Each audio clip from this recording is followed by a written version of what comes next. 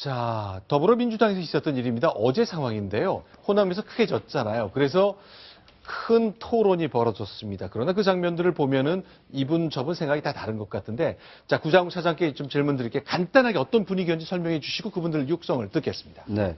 어제 더불어민주당 민주정책연구원에서 이번 총선에서 컷오프된 이 강기정 의원과 함께 마련한 토론회였는데요. 네. 친노와 친문 중심으로 김종인 대표에 대한 이 강도 높은 비판이 주를 이루었다고 합니다. 자, 그럼 일단 직접 들어보겠습니다. 주로 이제 지금부터 3명의 음성을 들려드릴 텐데요. 호남 지역에서 선거에서 떨어졌거나 공천을 받지 못한 분들입니다. 과연 선거 끝난 후에 김종인 체제에 대해서 어떻게 얘기를 할까요? 들어보겠습니다. 셀프 공천 논란, 국보의 참여 논란 때문에 공격의 단골 소재가 오히려 되어버렸다는 거죠. 당이 좀 아무것도 안 하는 게 낫겠다 싶을 정도로 상당히 괴로운 선거였다는 거죠. 필리버스터라는 걸로 기세를 잡을 수 있는 기회를 셀프 공천이라는 걸로 정확히 망하는 선거입니다. 그런 반성을 안 하고 어디서 돌아가라 했다고 그걸 안 하죠. 천불이 나고 이것도 다 아니냐. 이번에 그 민주당의 그 패권적인 모습들을 이 지도부에 보여주는 거 아니냐. 자, 이제 호남의 의원들은 내가 떨어지고 공천 못 받은 거는 문재인 대표 때문이 아니고 네. 김종인 대표 때문이다라고 확 선을 그어서 얘기하네요. 그렇습니다. 일단 네.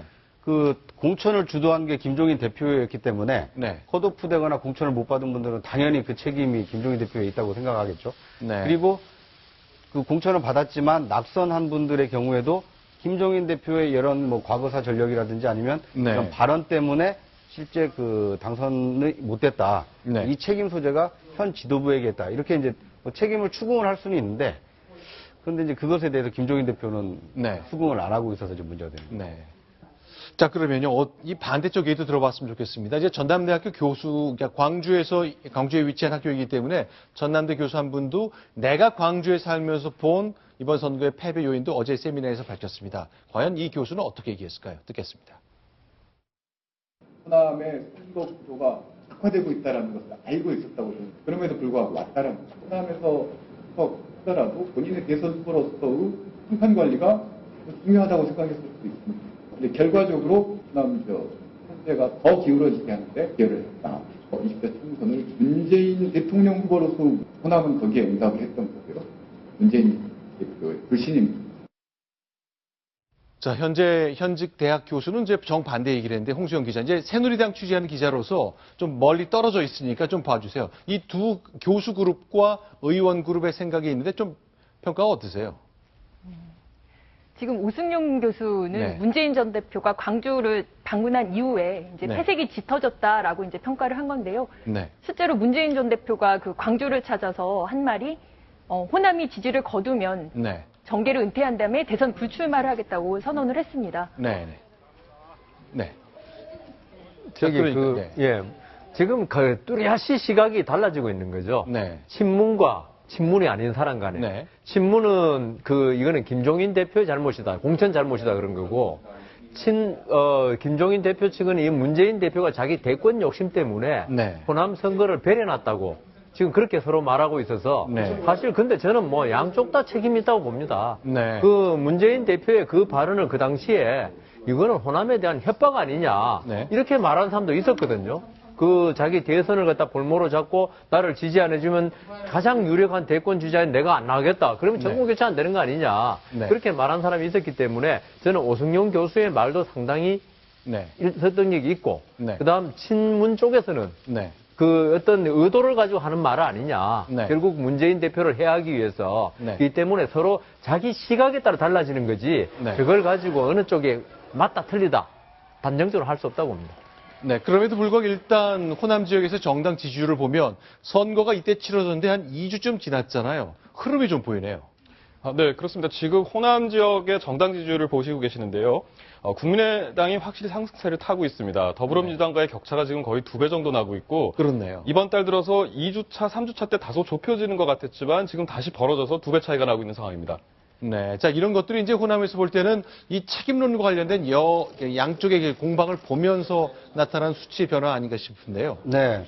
그러니까 이제 호남 참패에 대한 원인을 더민주당은 뭐 당연히 한번 분석을 해봐야겠죠. 네. 그런데 김종인 책임이냐 문재인 책임이냐 이 얘기는 네. 어떻게 보면 더민주가 다음 당 지도부를 어떻게 가져갈 거냐, 네. 김종인 체제를 좀 더 가져갈 거냐, 아니면 다른 그 지도부를 구성할 거냐, 이런 그 양론의 싸움을 이제 드러내놓고 하기가 어려우니까, 네.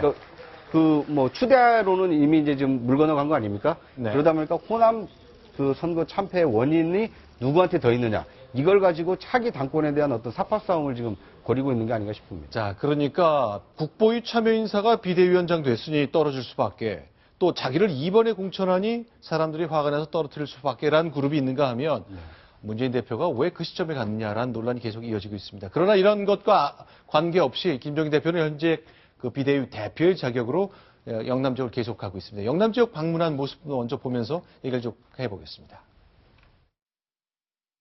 현장에서 느꼈던 그런 어려움들, 중앙당도 이렇게 취약지역이라고 해서 내팽개치는 듯한 이런 걸 좀 바꿔라, 마인드를. 자, 김종인 대표가 갔을 때 김부겸 의원이 만나서 네. 당선인이 만나서 저런 얘기를 했다는 거군요. 네. 그러니까 이제 김종인 대표로서는 네. 이제 현재 당 대표이기 때문에 네. 총선이 끝나서 이제 전국을 좀 순회를 하고 있다고 합니다. 네. 이제 김종인 대표를 도와서 당직을 맡고 있는 분과 그 방송 전에 통화를 해보니까요. 네. 아니, 안철수 대표가 총선 끝나고 부산 가고 충청 가는 것은 아무 얘기를 안 하면서 네. 왜 김종인 대표가 이 영남에 간 것을 가지고 그 색안경을 끼고 보는지 모르겠다. 네. 당연히 이게 총선 사례다 이렇게 얘기를 하고는 있는데요.